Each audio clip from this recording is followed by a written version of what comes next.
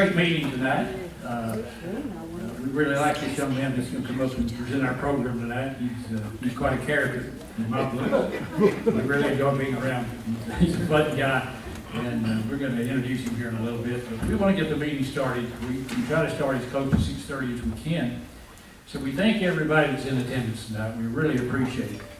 One of the things I want to call your attention to is we have formed a committee to select candidates for our new board coming up for this next year.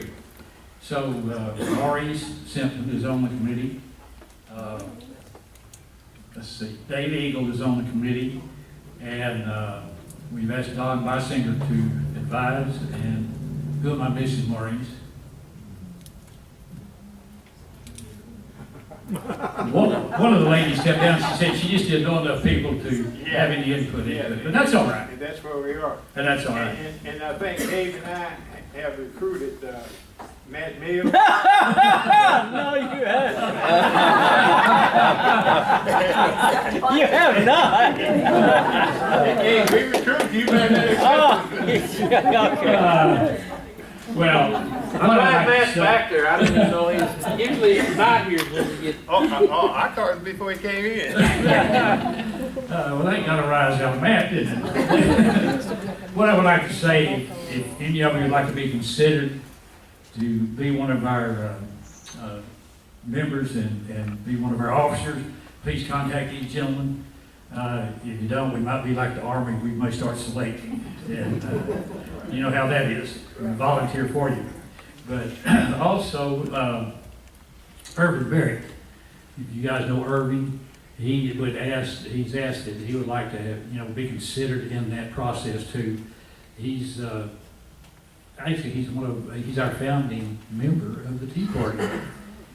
When the Tea Party started here a few years ago, there was Irvin and Nita and about 6 more of us, Patricia McGuire.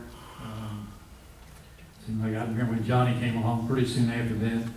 Rena and myself, seemed like there was a couple more, and we donated $20 a piece to start. And that was our financing money, so, or seed money, I guess we'll call it. And it has grown. We're real pleased with how the Tea Party has grown. We hope we make a difference in our community here. We certainly are trying to be active in our community. We do that. So at this time, I want to ask Maurice to come up and say the prayer for us.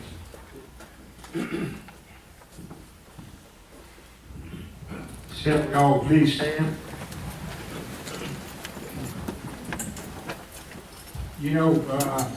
Prayer does work.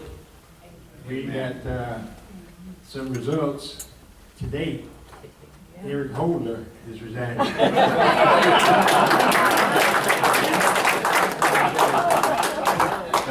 Let us pray. Eternal God, our Father, we come giving you praises and we thank you, Father. We thank you for this day. We thank you for the opportunity that you have given us to move about in this community and in this county to do the work that needs to be done. Father, we ask for your blessings upon the things that we do, the things that we are trying to do, and we thank you for giving us the leaders that we have that give us the leadership, the guidance that we need, and the development that we need to accomplish the things that we set out to accomplish. Father, we ask for blessings upon all of our officials here in Hood County, state of Texas, and in the capital. We ask for you to touch them and give them some semblance of the proper guidance that they need. Father, we just want to thank you for being so good to us and so kind to us. We ask these blessings in Jesus' name. Amen. Amen. Mike. Yeah. While everybody's standing, I'm going to ask Butch if you'll come up and lead us in the pledge to the flag. Please join me in a pledge to our great nation. I pledge allegiance to the flag of the United States of America and to the republic for which it stands, one nation, under God, indivisible, with liberty and justice for all. Honor I the Texas flag. I pledge allegiance to the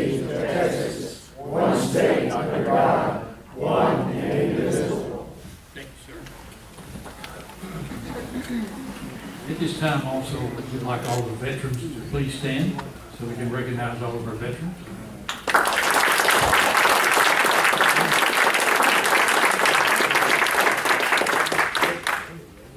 You guys don't know how much we appreciate your service. Mike's. Yes, it is. Yeah.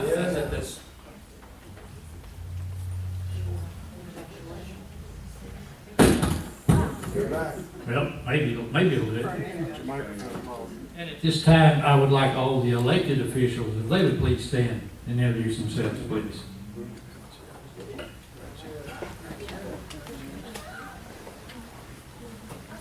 Elected official coming in the door. Right there. All right, we can fix this. Introduce yourself, Tony, while you're up here. Tony. Introduce yourself. Tony Allen, City Council, Granbury, Texas. You have anybody else over here? Butch Barton, almost elected precinct 2 county commissioner. Steve Berry, County Commissioner, Precinct 4. James Deaver, Hood County Commissioner, Precinct 1. Rob Christian, District Attorney. Dick Rowan, County Commissioner, Precinct 2. Mike Lang, Constable, Precinct 3. And Katie? Katie Lang, County Clerk-elect. And go along. Well, you said elected officials. I'm not there yet. Yeah, close enough, stand up. Kathy Glenn, candidate, no wait, JP elect, precinct 3. There you go.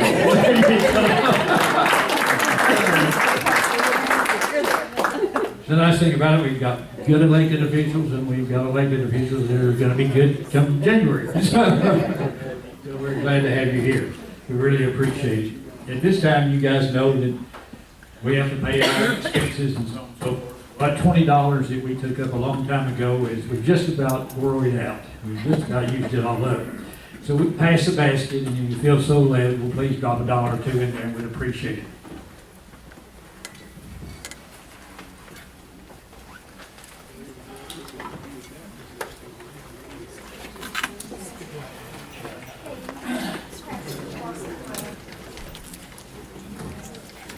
Announcements. We have some announcements. For those who don't know me, I'm Troy LaFontaine. I'm the Unit Post Commander for Post 278. And for those who know or don't know, we acquired a new bus from the Veterans Administration to take our Hood County vets for their appointments in Fort Worth and Dallas. And we've been on this transition of getting drivers, and we also need a ride-along with the driver. So if you can't drive, feel free to sign up to be a rider, and if you would help us get the word out in the community that we do need drivers and we do need ride-alongs. And I thank you for allowing me the time to tell everyone about our project. Thank you. Lisa? What else? If there's anyone interested in being officers for next year for the Republican Club, if you could contact Bert Wilkerson and let him know. He's looking for people to be officers for next year, so that maybe lead the crowd.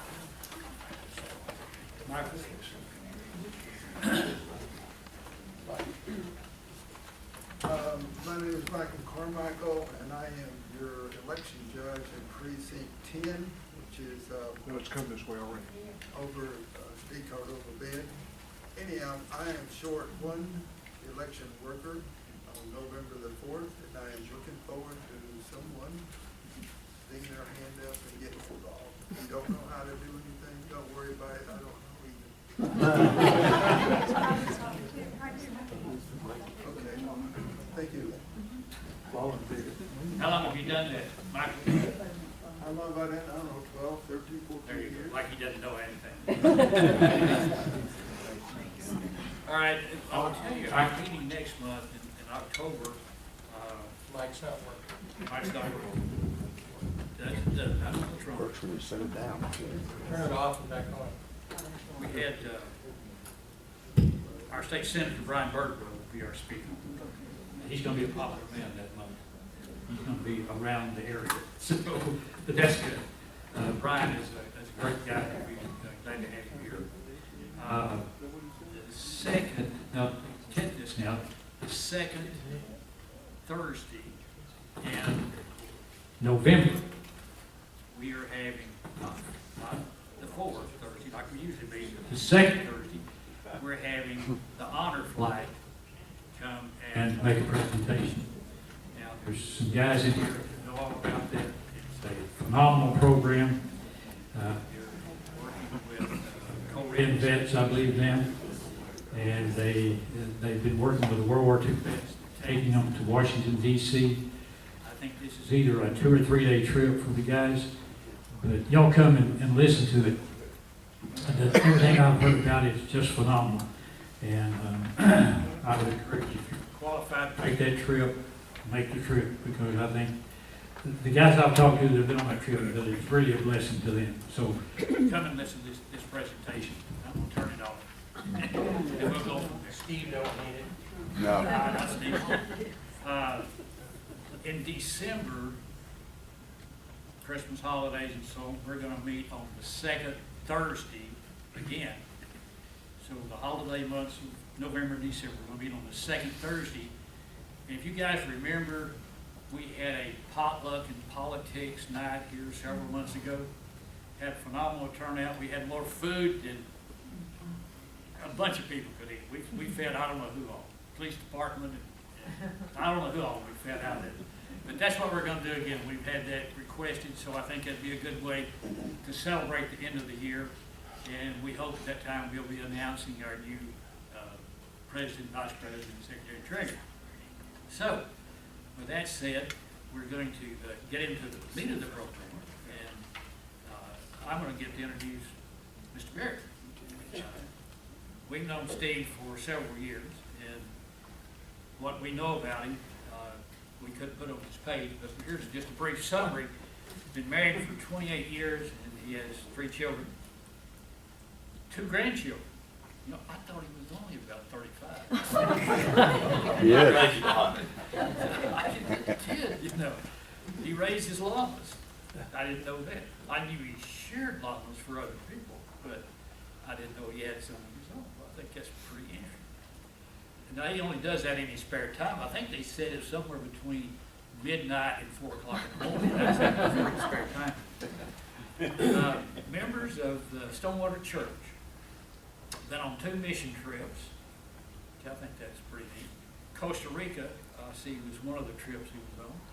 I don't know why he didn't ask me to go. I've been wanting to go to Costa Rica, but that sounds like a fun place to go. He was born and raised in Hood County. 24 years of service with the Arlington firefighter. He's a retired firefighter and paramedic. And I'll tell you, if there's anything going on in Hood County, his love for this community runs really deep.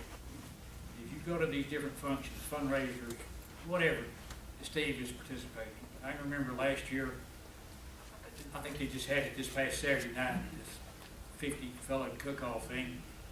And I was back out there on Sunday. And who was out there on Sunday? Steve was, with his truck. And other guys too, it wasn't just Steve, but there were a lot of others out there loading stuff up, hauling things off. So he gives a lot of himself to the community, and we're proud of it. We think, I think he probably will do most anything you would just ask, you know, within reason. Okay? It seems like there's something else that I'm trying to think of that he does, but I'm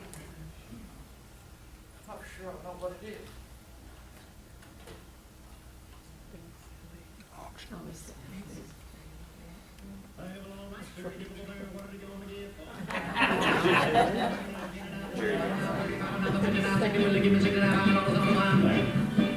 There was a boy in Arkansas who wouldn't listen to his ma when she told him he should go to school.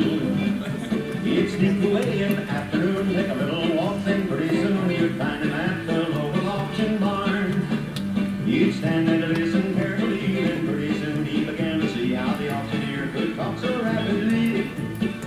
He said, oh my, it's good, I've got to learn that auction. I gotta make my mark and be an auctioneer. When if I don't get it, I'll put it on a 30, will you give me 30, make it 30, As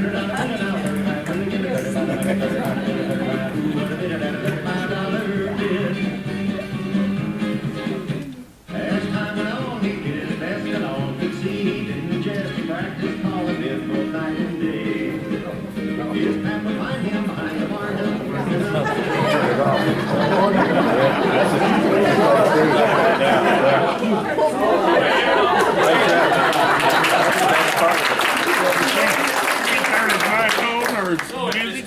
We were welcome, Steve Perry. You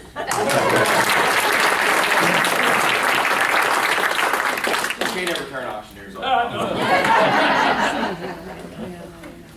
That's okay. We'll try it without the mic. I think most everyone can hear me. Can you hear me in the back? You're okay? Yes. All right. Most everybody can hear me. They sometimes hear me and they don't want to hear me. Okay, so Maurice asked me a while ago, he said, you want to buy a t-shirt? And I said, we can sell it if you want to. See how much we can get for that. But before I get started, number one, I want to thank Dave Eagle and the Tea Party. Dave called me about 2 weeks ago, and maybe 3 now, and he said, we're looking for speakers. And I said, Dave, you want people to show up at your tea party, don't you? And he said, yeah. I said, well, you want to ask a politician to speak? And he said, well, we want to know what goes on in county government. And I don't look at myself as a politician. I look at myself as a statesman. Because for 24 years, I served the fire department of Arlington. Arlington was very good to me and my family. My wife, Jonna, is sitting here on the front row. She spent 27 years in school business.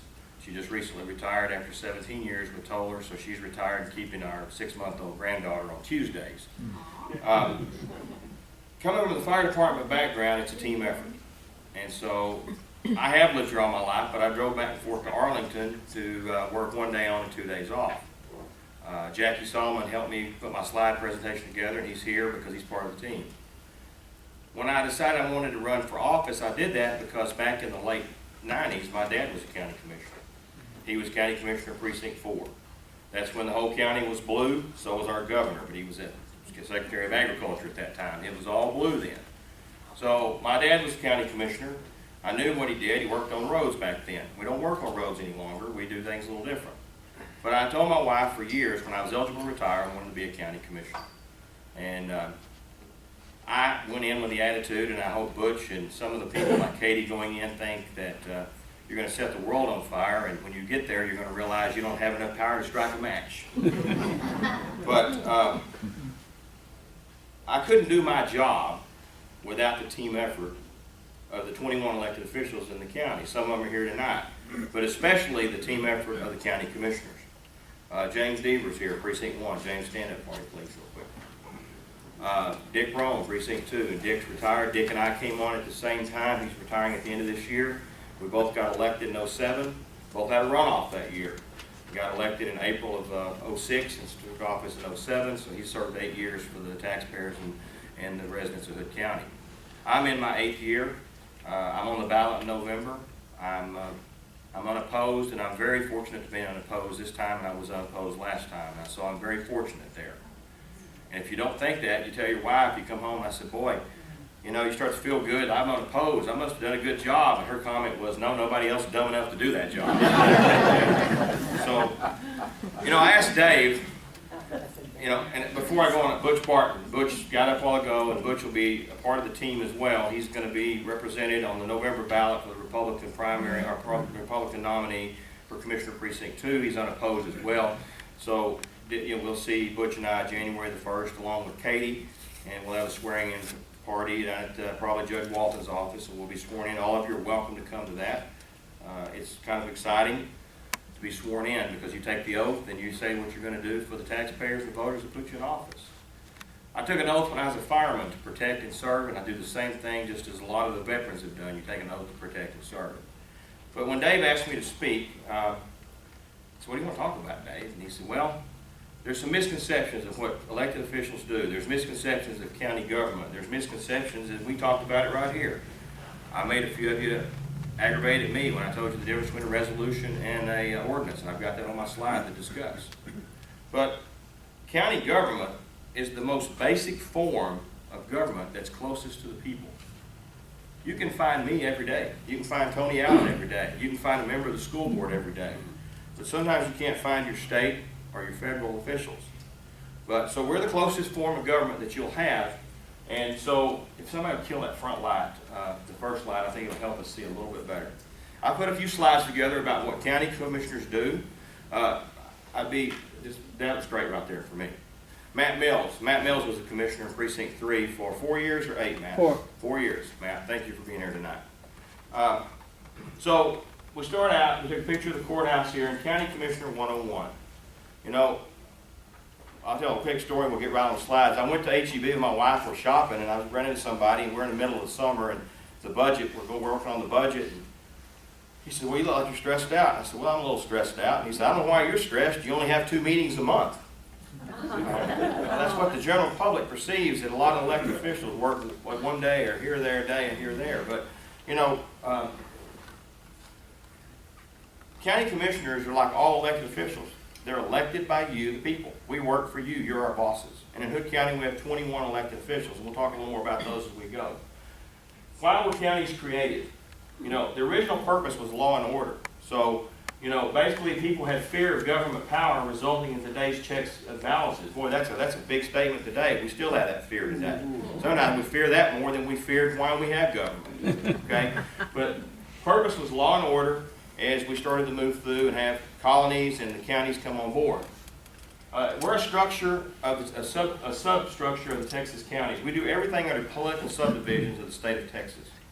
You know, and that's why as we get into some of these things, we'll talk about whatever, well, Rob was the DA, he's a little different, but whatever county attorney, the county clerk, the district clerk, the treasurer, whatever we do, all comes out of a local government code that is presented and prepared every 2 years when legislation, senators and state reps get together and put laws in effect.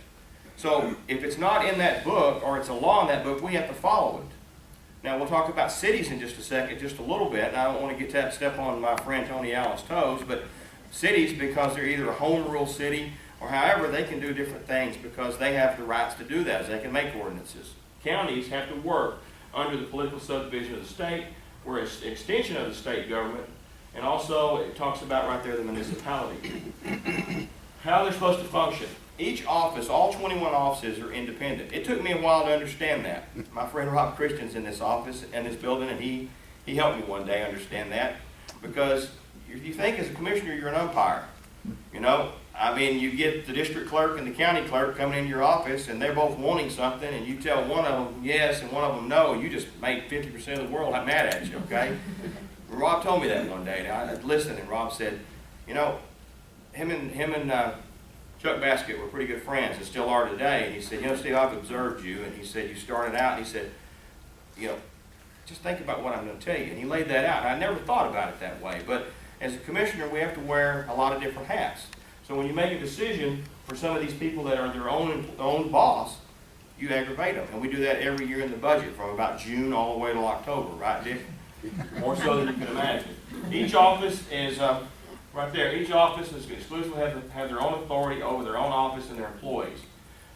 We'll talk about policy real quick. We basically set policy. You'll see that in the slide coming up. We do the policy manual, but if the sheriff was here, he has a huge amount of employees. He still has his own policy manual. He has a right to set policies for his employees. We have a general policy manual. Commissioner's Court, we control the budget.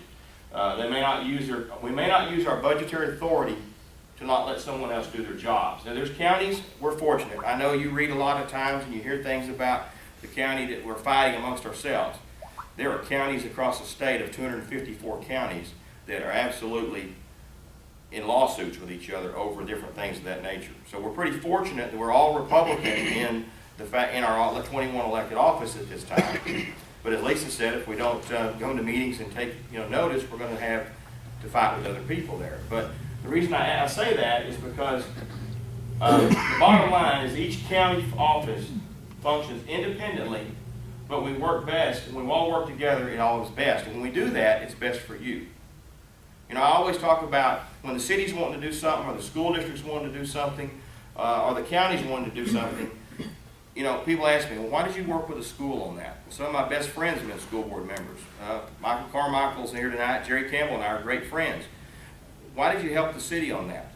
I don't believe anybody in this room goes up to Greg Stewart's office and writes 3 checks. I don't believe you write a check for school taxes, city taxes, and county taxes. I believe you write one check. So I believe if the county, the city, and the school can work together for the betterment of you and help find a way to lower taxes or lower spending, then it helps every one of us in this room. I'm a taxpayer. Every elected official is a taxpayer. So that's one reason we should be working together, and also try to work, all offices have to work together. Commissioners Court, the reason Dave kind of asked me to speak, what does Commissioners Court do? We're made up of 5 members, 4 commissioners and the county judge. All 254 counties in the state of Texas have 4 commissioners and 1 county judge. Right here, we're responsible for the budget and tax rate.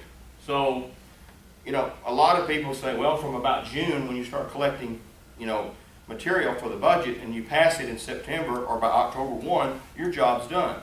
Well, in theory, a lot of it is done. But we have a lot of things when they go to spending their money that we have to go forth and approve. The Commissioners Court meets every 2 weeks. The 2nd and 4th Tuesday at 9 o'clock in the Justice Center, where you go for jury duty. We meet in that building on Tuesdays, 9 o'clock. It's open to the public. We approve all budgeted purchases. You'll hear us, Stan McBroom, our county auditor, does a great job. He'll get up. Everybody that buys something. One of the questions that comes up to me is, why don't we just go to Walmart and buy that set of pens, because that's the cheapest pens in town? Why did we have to go to Staples?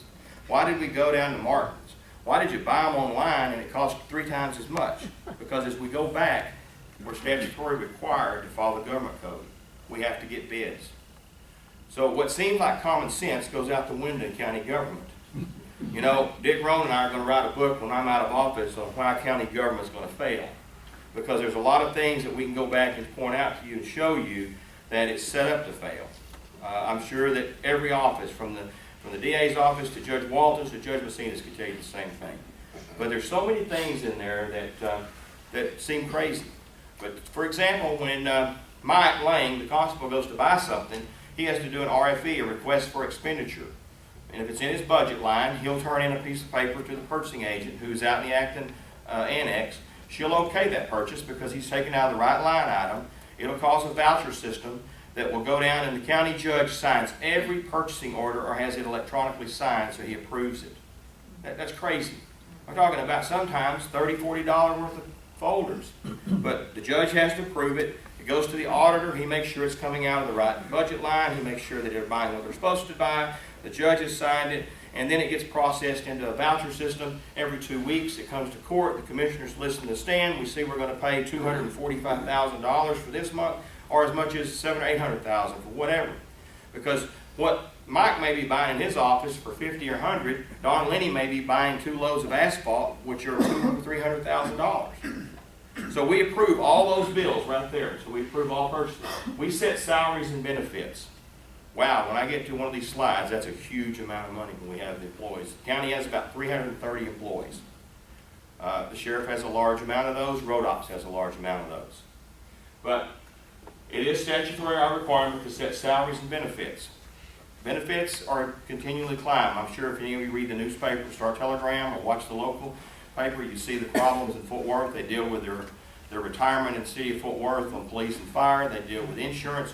We're dealing with insurance. You're the ones paying that bill. But sometimes I hear we don't pay our county employees enough money. Well, the benefit package is pretty good. We pay 100% to their insurance. One reason we went ahead, I think, I'm only 1/5 of the court, but one reason I think the court went ahead this year and we kept the insurance the way it was is we're afraid of the Affordable Care Act and what's going to happen in the next 2 years. If we change right now, we don't know exactly what's going to happen to us by 2018 when the Cadillac tax and all the excise tax kicks in. So we just took the initiative, I believe. The judge presents the budget, the court looks at it, and we took the initiative to leave it as is and try to ride the ship for a little bit to hopefully see if it's reformed or if it gets thrown out, so we have a few more options. I could spend days talking to you, and Commissioner Rohn could spend weeks talking to you about the Affordable Care Act. That's something he loves and he's really boned up on. We have to do all contracts. He does love it, I'm not going to lie to you. We do all contracts. Anytime a contract's presented, the court has to approve it. I even have Tony ask me occasionally, why did y'all do that at Commissioner's Court? We don't ever do that. Well, school districts and the city has a city manager and a superintendent. They're basically the authority that works for the school board or for the city council. Our case is, you've already heard me say, 5 court members have to approve the budget, we have to approve the payments. So there's things that are different. Provides and maintains all buildings. The sheriff is the sheriff, and he puts the inmates in the jail, but when we have a boiler, as we have right now, that goes out, and you think about a hot water heater, we're dealing with a hot water heater that's $35,000. Now you think, why don't you just go to Home Depot or Lowe's and get a $1,000 one? Well, I went and looked, it's not exactly the same size hot water heater. But, you know, if you were sitting in the audience or the paper printed, the county bought a $35,000 hot water heater, you'd think, what kind of idiots have we elected? Okay? But that happens. Fill vacancies in most offices. And I put that in because if we have elected officials that resign, retire, leave office, we've had a few that's passed away, we do fill those offices. Also, we're the ones that hire and fire the appointed officials. Appointed, like Jackie is our technology director, Don Lenny is road operations, Ray Wilson, the fire marshal. We have about 8. That's a little bit different. The auditor is hired and fired by the district judge. Judge Walton has the authority over the auditor, which is Stan McBroom. We don't hire and fire him, and that way it's another checks and balances. The purchasing agent is done by the county purchasing board, which is Judge Walton and Judge Cockrum, the county judge. That way, I can't go and say, hey, I really know this is not right, it's not my budget, but let's slip it through.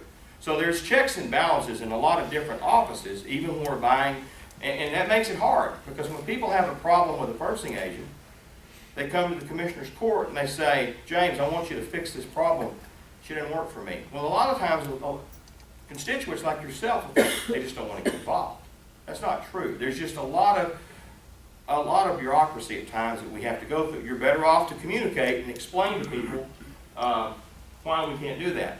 I put the county judge in because he is one member of the court. There's 5 court members. He is the presiding officer over the court, sits in the middle, he runs the meeting, he does vote. I get that question asked a lot when I do homeowners meetings, but our county judge does vote. So it's a 3-2, a 4-1, 5-0 vote. He represents the county in administrative functions. A lot of times when we have lawsuits that come up, the county attorney and the county judge will be the first 2 that maybe listen to the situation before we go to executive session. He'll also go to the Council of Governments in Arlington and represent the county, not in a contractual way, because you saw we have to pass contracts, but to listen and come back and explain or be part of the process. He serves as the budget officer. This is probably the hardest job for the county judge. People say all the time, if you read exactly his job description, it's his job to put the budget together. In June, we start putting out letters and we kind of get a feel of what we think is going to happen. The 5 court members, the judge will say it's going to be a flat year, it's going to be a little bit better year, it's not going to be quite as good. We visited with the appraisal district, and what will happen is we start getting requests back. And the judge and the auditor put the budget together, about 70% of it, so we have something to look at. We allowed Butch to see some of that this year because he's brand new. I will say that Commissioner Schaefer, when Larry Schaefer and Matt were there in the past, they've let new people come in. Because I don't think it does anybody any good in this room if all of a sudden I say, no, I'm leaving office and Butch is taking my spot. But you know what, Butch, December 31st at midnight, you can have it. I'm not going to tell you one thing. That doesn't do any of us any good at all. It's a lot better if we can work together, say, Butch, you don't have an opponent. Kathy Gwynn, you don't have an opponent. You know, you don't have an opponent, Katie, so let's go ahead and try to get you involved so that when we change offices, the 31st of December, the 1st of January, everyone's on the same page and you're working together as back as that teamwork, okay? Because there is no book, folks. I mean, 21 of you, Butch is going to find that out, and Katie's going to find out, and Katie's going to find it out. Katie's been lucky enough to work for Judge Tuggle, but when you walk in on January the 2nd, after the holiday of the 1st, there's going to be checks to write, bills to pay, things are going to go on. And people are going to expect you to just keep going and not miss a beat. The judge also in some counties right here, does broad judicial and criminal cases. In Somerville County, for example, Judge Ford does what Judge Messina does. Okay, he listens to county court at law like, I guess Matt maybe help me, you or Rob, it's probate, it's contested probated cases. Judge Cockrum only listens to probate cases that are non-contested. Okay, if they're contested, they usually go to the county court at law. He also listens to some juvenile cases and that stuff. But we have the county court at law, which is Judge Messina, and that's where most of his cases go. Okay. County commissioner represents 4 one of 4 precincts. I had a board up a while ago, some of you saw, we'll get to the slide, I believe it's the next slide. But the county split into 4 equal precincts. Now, equal by population, not equal by land mass. In the census, every 10 years, when they do the census, we do all our numbers, they have to split us up by the amount of land mass that we're in. Not land mass, population, excuse me. And the reason I'm telling you this, I want you to see it when I bring it up on the screen in a minute, because when we did the 2010, Precinct 4, my precinct was the fastest growing and the largest precinct. I had to give up some land and some people and some area over on the west side of the lake. I gave up all the way down to about Robinson Creek. It went to Precinct 1. Commissioner Roan had to do the same thing because Precinct 3 at the time was Commissioner Heathington, which is now Jeff Tout. It was growing, but it was not growing as fast as Pecan Plantation, where Dick Roan has, and my own. So as we get together and we work it out, we have to go in and cut off pieces of pie, or the cake, so to speak, and give it to somebody else to equal that out. So, you know, basically what we do there is we represent 1/4 of the voters, of the taxpayers and the residents when you do the census. That's how we do that. We also, as I said earlier, have broad policy-making authority. We'll put policies together such as drug testing, sick leave, what we pay for vacation. It's a real broad area when we put our policies together so that each elected official has some authority in their office and they set up their own books. Typically, we've been responsible for all the buildings and maintaining roads and bridges. I want to hit on this real quick. And I believe it was 1998, right, Matt? Were you in office yet? No, 2001 I started. Are you talking about the unit system? Yes, sir. Yeah, that was a couple of years before I took office. In 1998, voters got together and passed a vote to take the roads away from each commissioner and do it under what we call a unit road system. It's done both ways in the state of Texas. My dad was a road commissioner, meaning that all the roads were maintained by that county commissioner and his crew. He usually had James, a road crew of about 4 to 6. James worked for the county for 28 years before he was elected as a commissioner. So what they would do is they had to share equipment. People along as Texas grew, and we had other people come in with different ideas, said if we have a unit road system, we won't have to buy 4 road graders. We won't have to buy 4 paving equipment. We won't have to have you with 4 employees and you with 6 employees. We put everybody in a central barn. So it went to the voters, and I believe it was 98. They passed it, and so instead of us being over the road and bridge, now it's under a unit road system. Our maintenance facility is west of town, about 3 miles, and we have all of our employees show up out there. They do paving, they do the grading, they do everything of that nature. I don't maintain or take care of any roads, neither does James. Now, Don Lenny is our road administrator. Don works with every commissioner very well, because a lot of times the general public that we got elected by, Rhonda Naylor's sitting in the back, she lives in Precinct 4. She has a problem in front of her driveway, her mailbox. She knows how to get a hold of me, but she may not know how to call road ops. She'll call me, she'll say, hey, out in front, something happened, there's a chug hole, would you look into it? Yes. I could say, no, it's not my job, Rhonda, why don't you call road ops? But I treasure what Rhonda thinks, so I pick up the phone, I do a work order and send it in, and we have what we call a hot shot crew. The best thing that we've done in the 8 years I've been there for road ops is we gave them 4 men for a hot shot crew. Because somebody gets a mailbox knocked down, somebody has a problem, they have a wreck over in the middle of the night and we collapse a culvert. We have a crew of 4 guys that when we have little petty things that happen, they can break off a major job and run out and fix that issue. And it sells a long way, folks. It helps us have less problems because they fill a chug hole, they replace a sign that was knocked down by a wreck. But then we have to call them a hot shot crew. But now instead of us taking care of the roads, Don Lenny and his hands take care of that. We're broke into a north side and a south side. There's a supervisor on both sides of the county. Basically, half of James's and 3's there, and 2's are all on the south side. Half of his 1 and half of all of mine and 4 are on the north side. So as we pave, we have to get together, and those guys all go. We don't have enough people to go around for paving. There's the map I was talking about. Here's Precinct 4 that I represent. Here's the lake, town proper right here. It goes up the river. And back when I was a kid, this was the river, and as it is today, it's the river today too. But that's another topic. But the lake's right here. Abe's Landing's through here. It goes down to Long Creek. all the way up to the Parker County line, all the way over to Crescent. I have Crescent in my precinct. I know every time there's a train stopped at the railroad tracks in Crescent. I come back to town and I go right to the courthouse. Okay? This is Jeff Tout's precinct. Dacordova, the Acton area, all the way down, kind of scales along where the river is there. And then here's Pecan Plantation. Pecan Plantation has how many registered voters, either Dick or 6,300. How many? 6,300. 6,300. That's a city in itself, folks. So Pecan Plantation, Precinct 2, comes all the way back up to town as well. And then I want you to look at Precinct 1.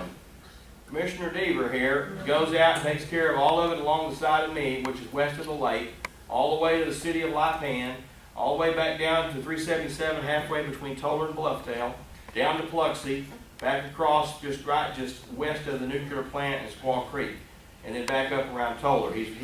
James lives south of Toller, about right here. Looks like a land grab. Look at the land mass. So, to give you some history of what happens real quick on commissioners that take care, like Erath County and Somerville still have road commissioners. All right, we're doing the budget, and I didn't really want something, but James forced it down my throat. I don't want that, but Dick, I'll tell you what we'll do. We're going to put $1 million in everybody's budget to take care of their roads. Who came out smelling like a rose? Dick and I and Jeff. You know, he comes and says, I got a problem here. I can't get all my roads fixed. I said, that's your problem, not mine. I mean, so you see how that can happen. And that happens all across the state of Texas when they're fighting with their roads. Now, right out here about this area, Don Lenny has the maintenance barn, and he handles all of our roads, which are right here. Precinct 1 has 163 miles of road, 203 named. You can see right here, 830 named roads are maintained by the county. That's paved, too. Okay, that's paved. I was going to get to that. Precinct 2 is 77 miles. Now, there's somebody going to say this. I hear it all the time when I do my talk at the Peninsula. They're in a gated community like Pecan and Indian Harbor and Dacordova. What do I get from my road and bridge tax? Because I live in Pecan or I live in the Peninsula or Indian Harbor and I live in a gated community and you don't take care of my roads. Well, but you still have the library, you still have the county of buildings, you still have the judicial system, you still have the sheriff.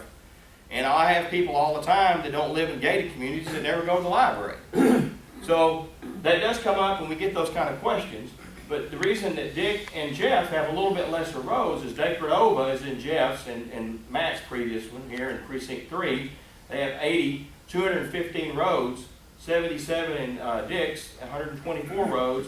Precinct 4 has 128 miles and I have 301 roads. I have 301 roads because I have a lot of subdivisions. Oak Trail Shore is a good example that has 60-something roads. A lot of them aren't even farther from the front of this building to the back of this building, but they're named and they're paved. So they're not gated. So that's why my 301 roads are a lot more than, say, Dick's, because you look at the gated communities and that's how it kind of plays out. But totally, we just did this at court on Tuesday. We certified, we have to do it every year with Don Lenny, we certified 449.41 roads in the county, miles of road that we maintain. Here's the interesting part that you ought to be happy as a taxpayer and as a resident. 99.24% of our roads are paved. Go to Erath County or Comanche County or Somerville, and they're not as fortunate. Okay? We have good commissioners that's left the office, like Matt, like Leonard, like Larry Schaefer, Bob Anderson, people before us that saw the forethought is it costs a lot of money to run a grader up and down these roads, but it costs a little bit more to go ahead and pave them, but the maintenance goes down in the long run. Okay? We also have a policy in place on roads so that Dave Eagle and I can't go out here and develop 50 acres of land. We can't go and just cut the roads in and we'll just cut them in with a road grader and we start selling houses. And now I want this road paved. 1999, I believe, right, James? We're having a discussion on the workshop right now. 1999, anything that was past that point, we have in place subdivision requirements and regulation. Butch sits on that committee along with J.C. Campbell, also Shane Flippin, and Alvin Cox. We have a development commission. If you come to the county to put a development in, you have to build it to certain standards, just like the city does, except we don't have curb and guttering or sewer. But you have to put a 2-course chip seal or asphalt type road with cleachy in so that just what we talked about. Somebody like Dave and I don't go out and just start an area of the development and then come back and say, well, if you'd pave this road, you know, it would sell, it'd make it better, and they didn't spend the money to do it. It's not fair for you to go out and do all that. So since '99, we've had a requirement. There's a few things that was prior to '99. If you've been on those roads, it falls under a different statute. Before we leave the roads, though, there's roads out there that have been in the county that were put in, and that's where we have to get the county attorney involved. We have to get the court involved, and Don Lenny. Roads have to be dedicated to the county. If you'll remember, when we went through the natural gas boom, the way some of these easements read was always to the center of the roadway. Well, now the county asks for 60-foot right-of-way to match the city's right-of-way. Like at HEB, when we did Meanders Extension, we took a 60-foot right-of-way so that when we got down at the back there of the building and their front was 60 foot, we'd match up. There's so many places you see cities and counties that the city has a huge right-of-way, and you get down there and it's a little old bitty narrow, you know, goat path. Okay, so we're trying to match up so that as the county grows and the city does grow and expand, they won't have as big a problem as we take over. Pirate Drive's a good example. Blue Bonnet that comes off of Lakeside Baptist and Meander are the three that come to mind. I put this up here because I want you to read it and look at it. We talked about resolutions. You know, Reen asked me, why did we just do a resolution about the immigration? Resolutions are a non-binding, unenforceable statement or suggestion made by a legislative body. Commissioners Court, School Board, City Council can do a resolution. Resolutions are used to persuade other legislative bodies, state or federal, to adopt something so legislative beyond the power of that local body. We do resolutions all the time asking Senator Birdwell, Representative Keffer to, well, right now, I mean, one I can think of off the top of my head is, you know, elect river authorities boards instead of just appoint them. That was exactly a resolution. That's what we're asking for them to do, and look into that. Ordinances, cities can do these. You know, they're usually passed by a legislative body like the city council, and they're signed by a city executive, mayor, and they're enforced by a local authority. The example would be zoning, noise, signage, all that's enforced locally. When you're over a home rule size, it's 5,000, right, Tony, I believe? 5,000 in population, you'd be a home rule. You start to put these rules in effect by ordinances. Counties don't have the same, as I told you, we have to live off the government code, the local government code that's put out every 2 years by Austin, by the senators and the state reps. Demographics, this was kind of interesting because it's about the age and population. Hood County has grown steadily over the past few decades. We've added about 10,000 residents each decade since 1980. The current population is just around 53,000. Okay? Between 2000 and 2013, 5,400 new single-family houses were built. So in 13 years, Hood County attracts a lot of retirees and second homeowners. As a result, I want to show you the average mean of age. The current median age for Texas is 33.6. These are off of the 2010 census, I'll tell you that, the 2010 census. The median age for Hood County is 45.9. Median age for Pecan Plantation is 59.9, and the median age for Decordova is 60.4. We definitely live in a retirement area of the state. Okay? Now, when we get to the next slide on population, okay, we're in that hour's drive outside Dallas-Fort Worth. I don't have to tell any of you that. Look at Frisco, look at Collin County, look at Denton County, look at Rockwall County. Go starting south now. Look at those counties. And you'll see, and the reason I put this on here is back in 1870, around the time Granbury and Hood County became in existence, the courthouse, we had around 2,600 people. Okay? Go over here to 1960 to 1970. 5,400 to 6,300. What happened significantly between 60 and 70? They built the dam.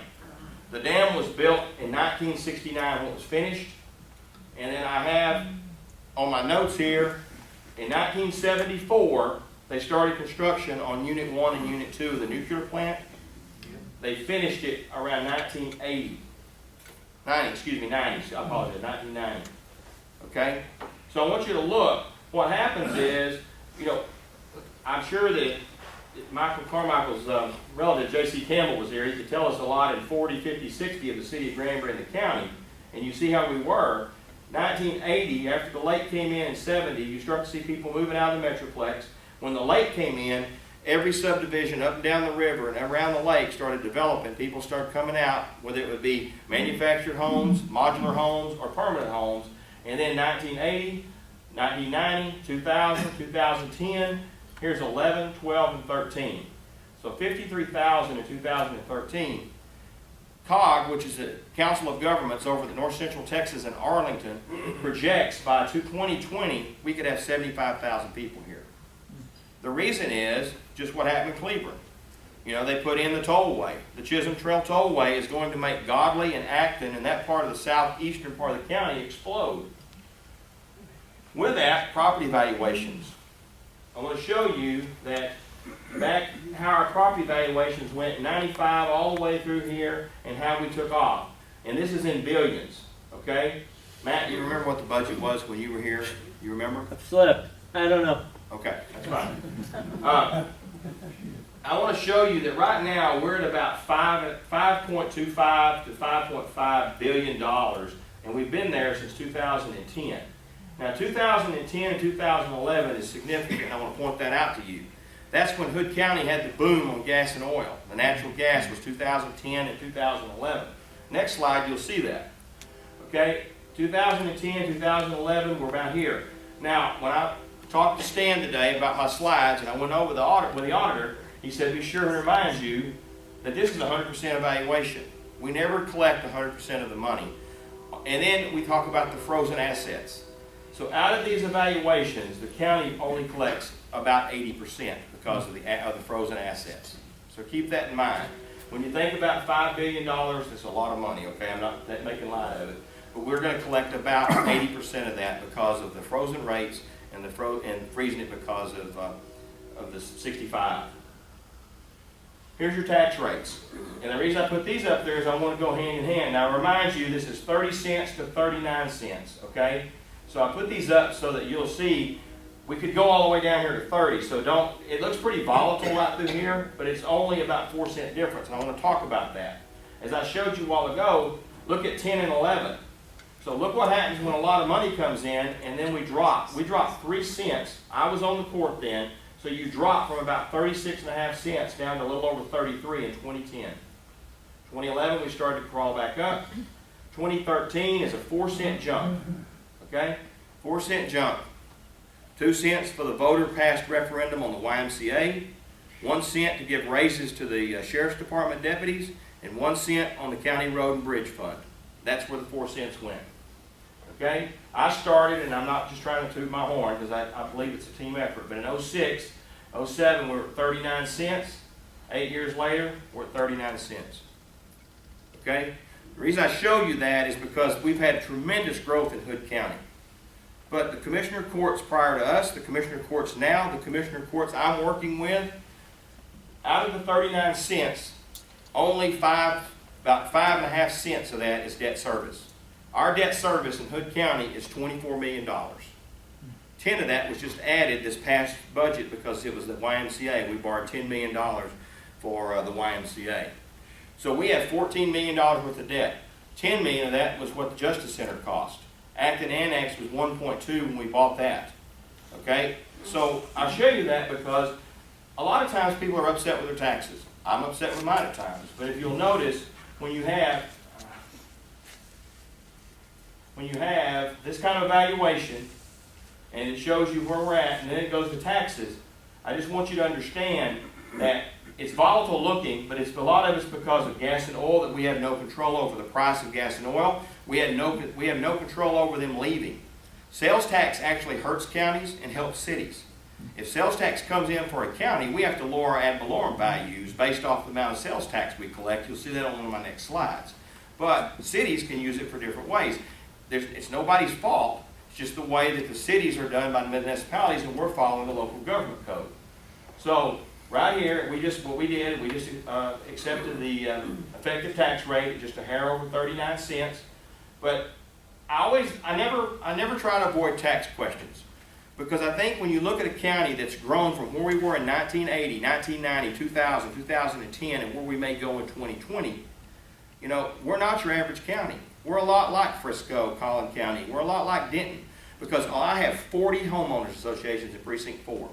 I make about 15 of these meetings a year that I have to speak at because they want you to come and talk about what's happening in the county, what's happening around you. And a lot of times when we get into the next few slides, they're going to say, I don't need an animal control. But so many people have moved out of the Metroplex where they had municipal type services. They expect municipal type services. So here's how our revenue comes in. You're going to see right here that 65% is property tax. This is the sales tax, which we counted, which is 12% because we have to count it because it makes us lower our ad valorem tax. But that right there is 77%. 3/4 come in from property tax or sales tax. And then you talk about charges for services, miscellaneous earnings. Look at that, boy, that's great. Interest earnings. All right, operating grants, contributions, charges for services. That would be like when the DA, Rob Christian, or the county attorney has fees and fines, and that would be those kind of fees and fines, whether it be through probation, or what doesn't go to the state that we get a portion of. You know, think about something, and I'm not knocking Teresa McCoy, but Teresa McCoy has 9 employees that we pay their salary, we pay their benefits. We get about $1.50 for every license plate we sell for the state of Texas, and the rest of it goes to the state of Texas. But yet, when you think about their benefits, that's a lot of money. So if we're going to be a partner with the state, why can't the state be a partner with the counties and the cities? But you see, this is taken off of an audit we had done in 2013, so this is why I wanted to show it. This came out of, this is the best color graph I could find, but it shows you how the taxes come in. Next slide will show you the expenditures. 41% of the taxes we collect on average go to public safety. Now that's the sheriff's office, that's the jail, that's the fire marshal's office, that's the constable's office. So 41% it goes back to public safety. Then when you look here at public transportation, that's road operations, 15%. Over here is judicial and legal. Judge Walton, Judge Messina, DA, county attorney, district clerk, and county clerk. They are also in this right here because they do the legal documentation. General administration would be like commissioners, judges, treasurer, those type of offices right there. Long-term debt, and then it shows here, I believe, public facilities. That's maintenance. That's Tim Flowers in our maintenance facilities. Upkeep, electricity, water, so forth. But there's a pie that shows you how we spend your tax dollar. Okay? Happenings in Hood County, and I'll pick it up a little bit. I don't want to keep you here all night. Happenings in Hood County. Things that we've done with your tax dollar because it is your money. And a lot of folks in the Tea Party, when I come here and I visit, it's like, we don't want to spend that. Why did we spend that? Or I look at a lot of our happenings you're going to see as a quality of life issue. I represent, you know, I didn't talk about population, but there's about 8,500 voters in each precinct right now today. Okay, there's 36,000 voters that I asked the election administrator, Cricket Miller, today, and she said there's right at under, just a shade under 36,000. So I represent a quarter of those.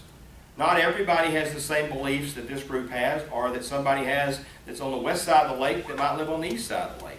So I have to make the decision based off knowledge and facts and what I think we get the most bang for our buck. The Citizens Collection Station, one of the best things we did 5 years ago.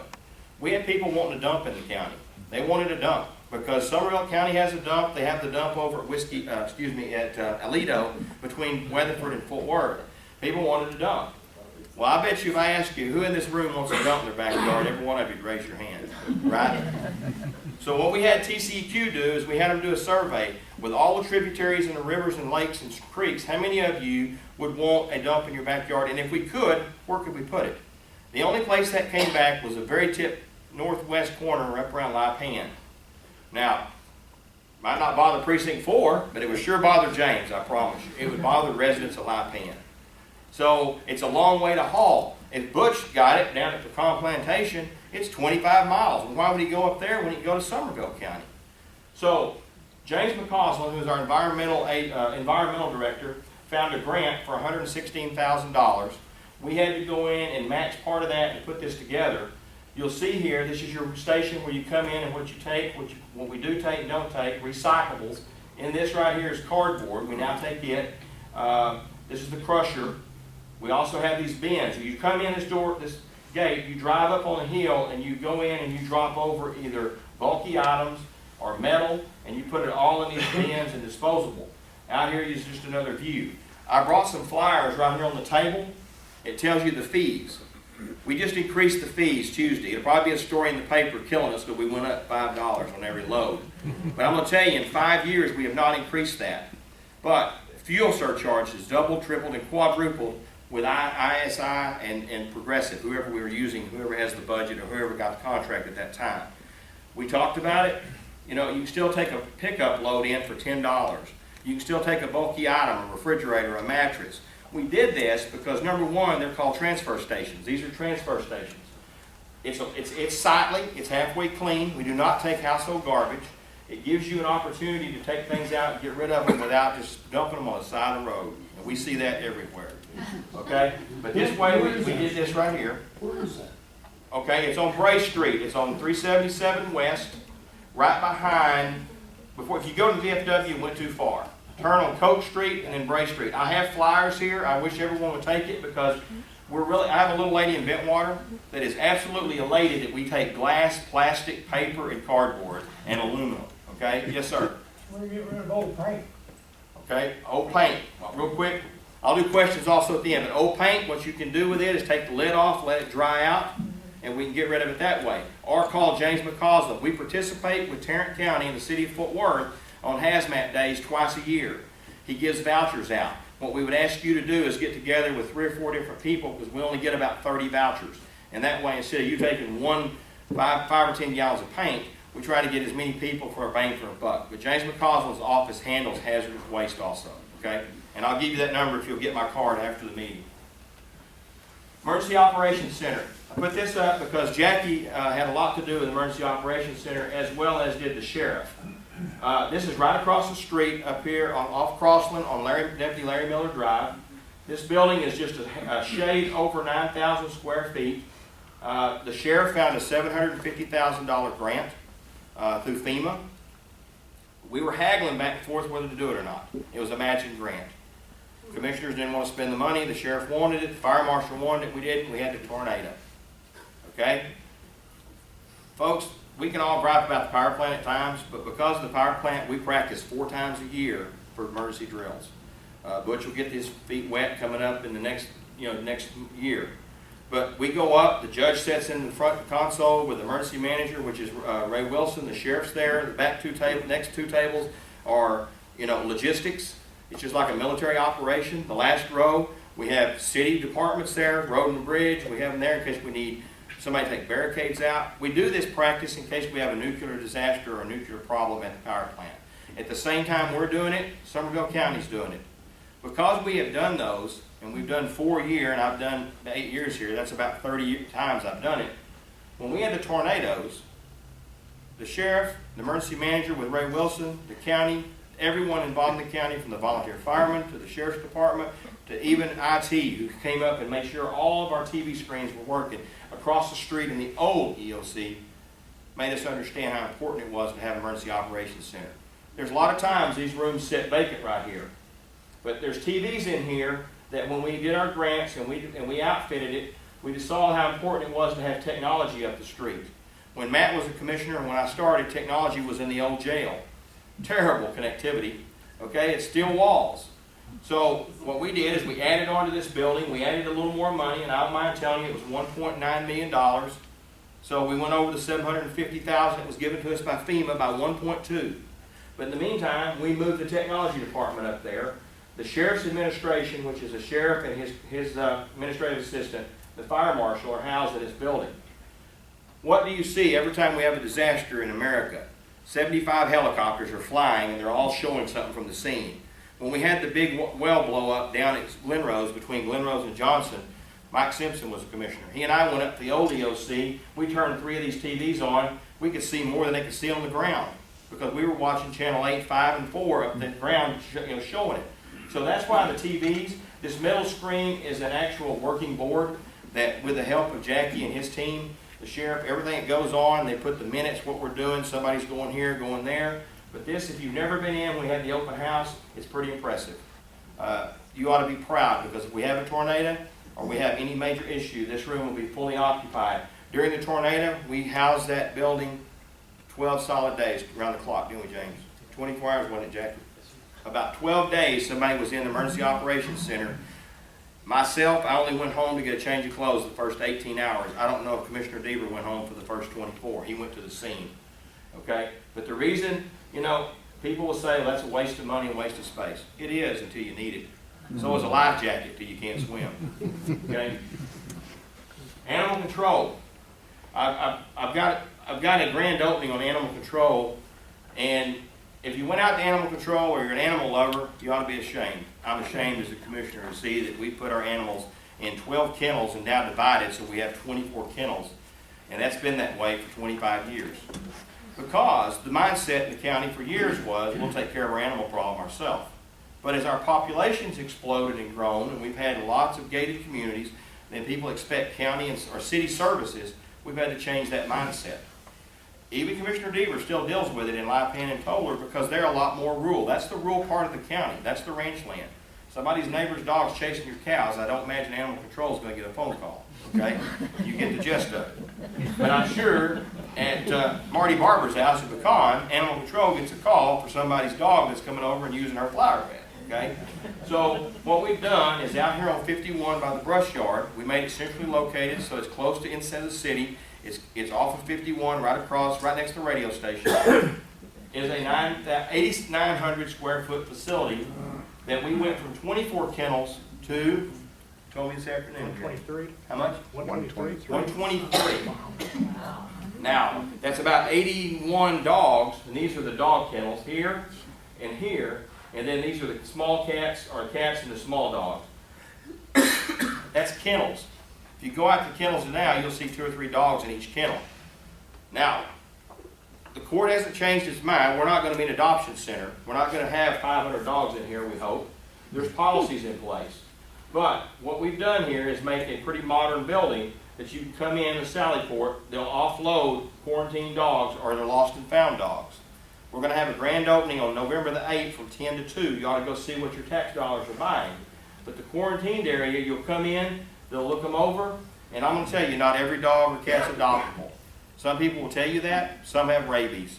Some have been hit by a car. Some are sick. Some have distemper. Some have all kinds of skin disease. They're not all adoptable.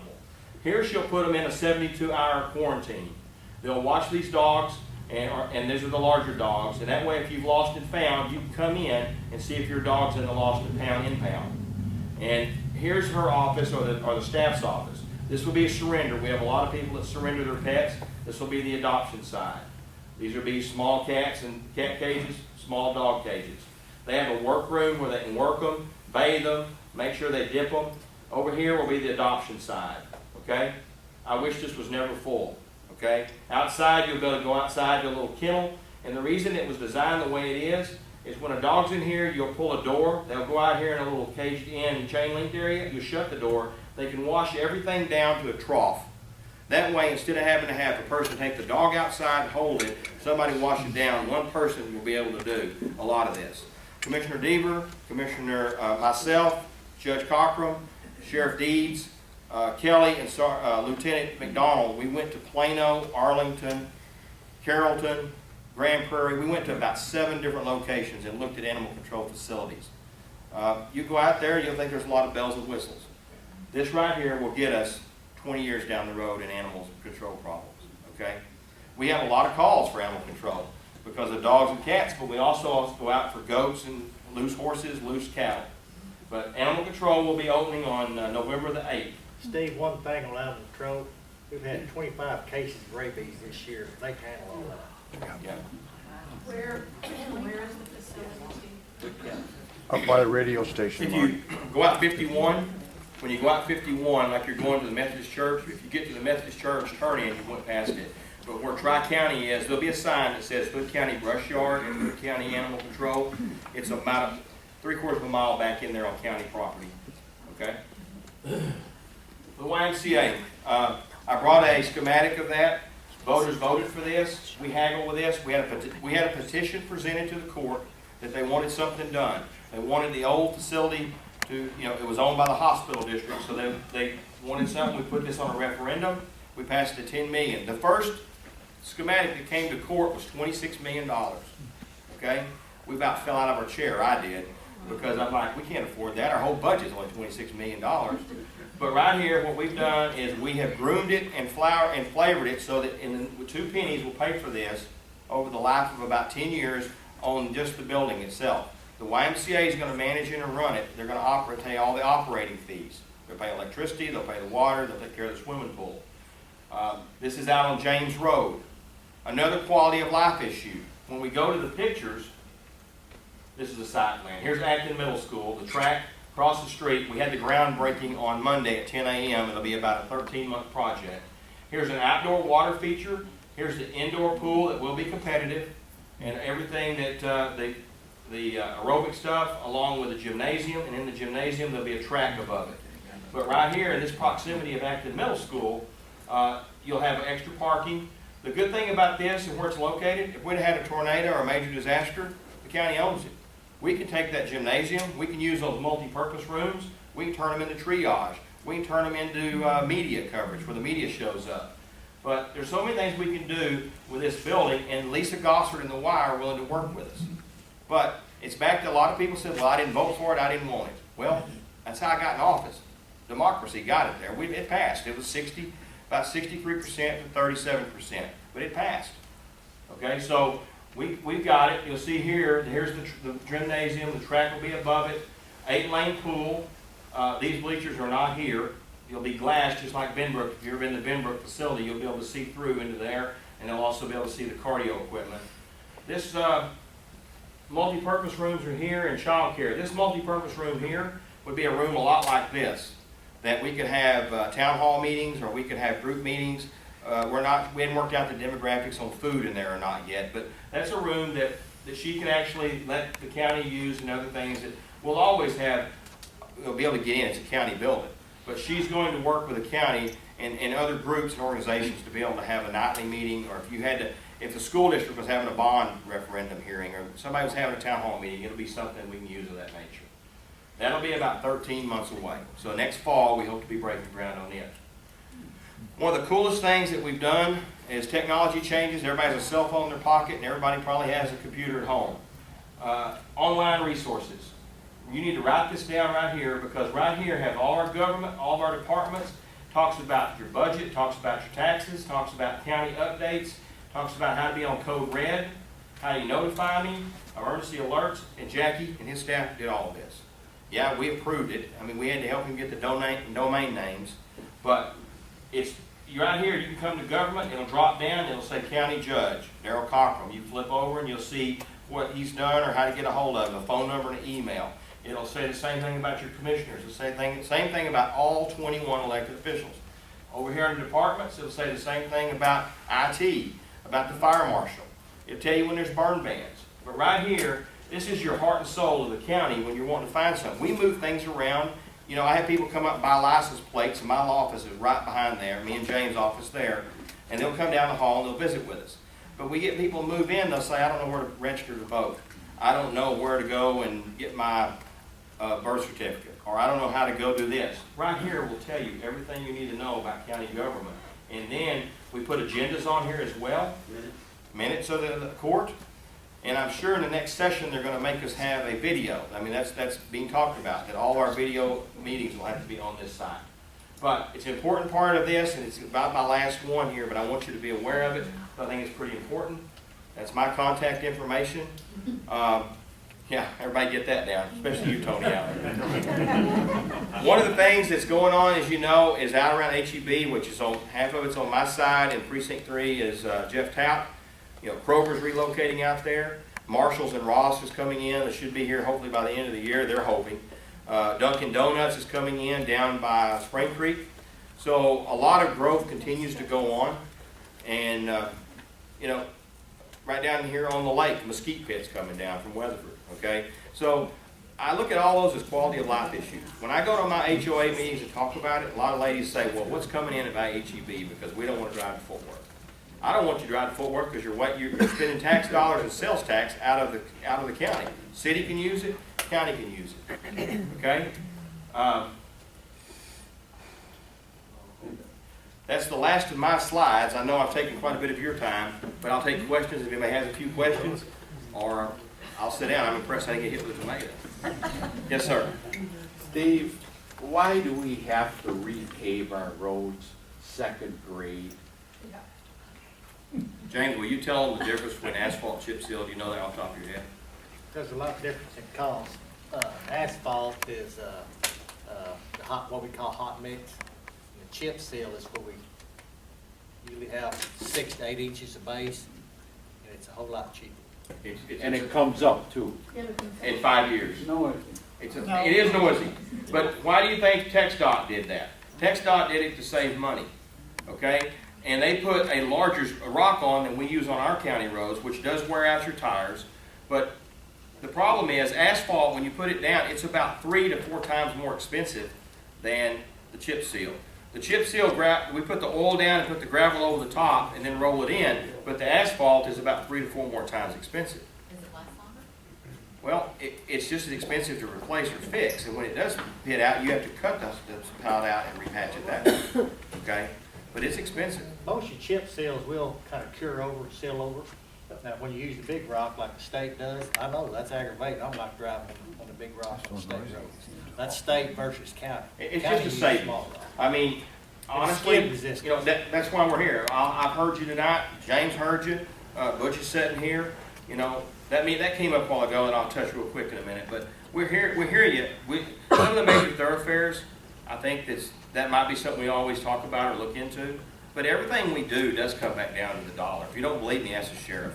Sheriff thinks we never buy anything for him. And I think we spend everything, okay? So, I mean, we just had the Lance McLean golf tournament, and he and I were talking, he said, well, I sure wish I'd get something. And I thought, you get 60% of the budget, but, you know, and that's in fun. But that's exactly how our job goes, is, you know, I see an elected official coming down the hall, and I want to hide under my desk because they want something. And they're not bad. I mean, we all get along, but I don't mean that about you, Rob, okay? But, I mean, that's a good question. Somebody else had one? We moved here a little over a year ago, and Mr. Lyons introduced us to the salvage place out here, Recycle. And he didn't tell us about Margaret, but Margaret's my favorite county employee. Good. She enjoys her work, and she helps you any way she can. And I'd encourage anybody to go out and just visit with it, nothing else. I'll pass that on to She'll Jamie make your day. Croswell. Yeah. I'll pass that on. He makes a great point. When you pull up there, she's going to ask you for a county ID, like a driver's license. You must have an ID. You show her the driver's license. She's going to ask you if you have anything that's hazardous. She's going to look in the back of your pickup. Some of us that are control freaks may not want her. Don't you believe me? You know, yeah, she believes you, but she's doing her job. But she is a very pleasant person. Yeah, she is. She still asks me for my driver's license every time. So she treats us the same way she treats you, because she writes that down. And that's a record in case something comes up in that dumpster when they dump it, whether it be toxic, God forbid, a body or something. Well, it happens. It happens. But they would know where that dumpster came from, and they would be able to go back and see who dumped that thing. I'm just telling you the truth. Any other questions, Find real open quick? paint cans and stuff like that, they will reduce it from their fee to us. And We had court meetings at night, about 2 years, Dick, right? We did that for a Yeah. while. Honestly, Don, they were very poorly attended. yeah, very. Plus, I you had mean, to hire security. So here's the problem.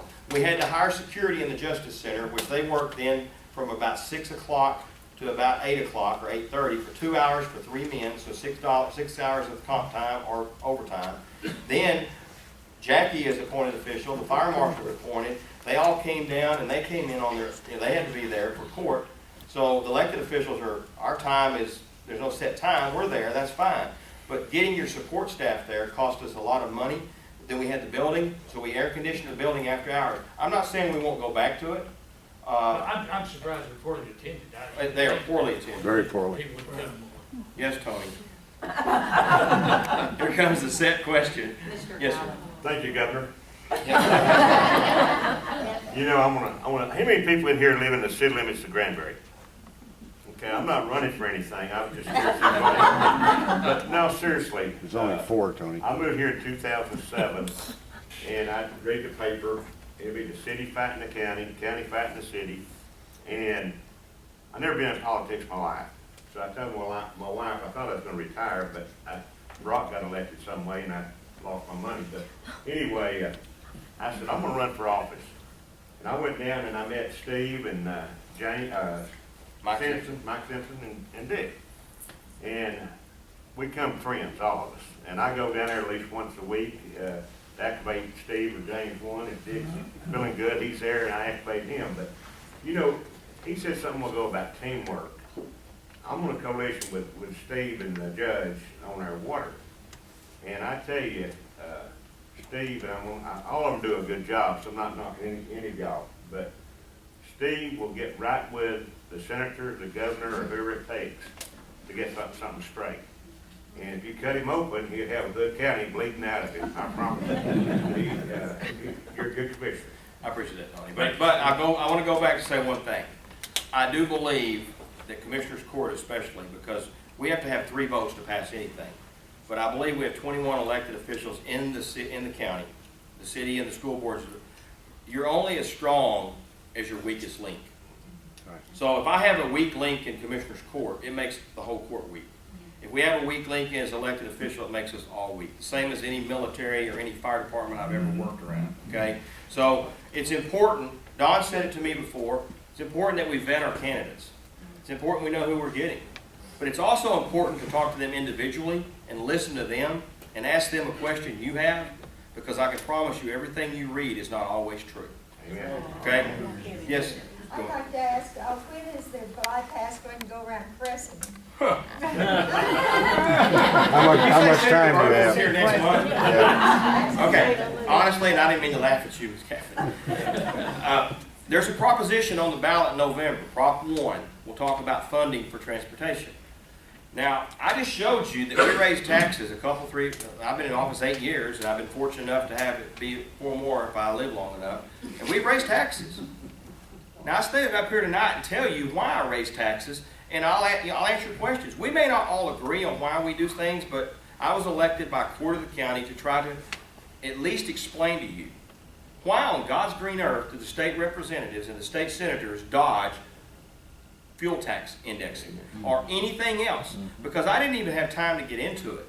But the sheriff, if you had him up here, would tell you that he sees mental patients in the jail that ought to be taken care of by MHMR, but the feds and the state officials continue to cut that.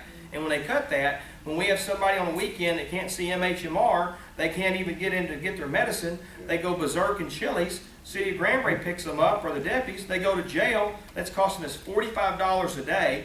They hit somebody with a beer bottle, and now Mr. Christian gets involved in it, it's an assault. So that costs you taxpayers money. You know, we all get aggravated about a few cents here and there. If you want to get aggravated, be aggravated at what she just asked. We have cars now that get 40 miles to the gallon.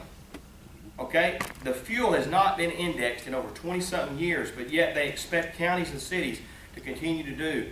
To answer your question, we've tried to find alternative funding to build a road around it. Why are we using taxpayer money of Hood County to build a state and federal highway? I can tell you, because the state won't do it and the local people are the ones that find the solution. I have a sign in my office that says it's a shame that everybody knows how to get anything done work at the courthouse, not the state house. Okay? And I mean that. But I mean, that's a great question. But once again, I mean, they'll pat themselves on the back because they balance their budget. Because they balance their budget with a rainy day fund. We don't balance our budget with a rainy day fund. But we're treated just like when you go to Washington. They don't have, the senators up there and the congressmen don't take the same insurance we have to take. Why is that? I take the same insurance that my employees take. Why can't they start acting and treating people the way that we're all expected to be treated? Amen. Yeah. Yes, please. Another example of the same thing, and as you know, I'm on one of the coalitions to try to find ways to defeat underage drinking in Hood County, which is a major problem. Not so much because they drink it, but in my estimation because of who sells it to anybody. The last time the state of Texas raised the excise tax on alcohol in this state was 1984. That's why people come from Oklahoma and Louisiana and New Mexico and load their vans and take it home and sell it because they can make a profit. However, we as a county are not permitted to enforce a financial penalty of any kind by forcing an excise tax or an extra tax to raise that cost. So we are once again hammered by the state, as Steve just explained, because they hold the gun or the line, if you will, to pulling the plug on that. The other thing would be, Steve, on the redistricting that you mentioned, we should point out that that's done because the state law says we have to try to stay within 10% population of each other. That's not because 5 of us sit in a room, in a smoky room with, with a can of beer and divide up property. It's done to follow the law every time a I don't take much more of your census is time, done. but I want to say this. I think the best thing you could do as a group, when Dave called me and I said, let me check my schedule, Dave, and this is a good meeting. I started out when I ran, because I came from the fire department where we had town hall meetings, and the city council and the fire chief and the police chief talked to people. My wife and I tried a town hall meeting. She made cookies and we had tea and we went to the senior center. I had 3 people show up. Okay? So, town hall meetings, no, she is a good cook, look at me. Okay? But the reason I think it's important is because so many things are said or done or you hear saying, you need to hear it straight from the horse's mouth. But you also need to know what every one of your elected officials do. We have good elected officials in Hood County. Can we argue and fight? Absolutely. But you don't always get along with your spouse or your kids. And I think, so far there's not been any bloodletting, okay?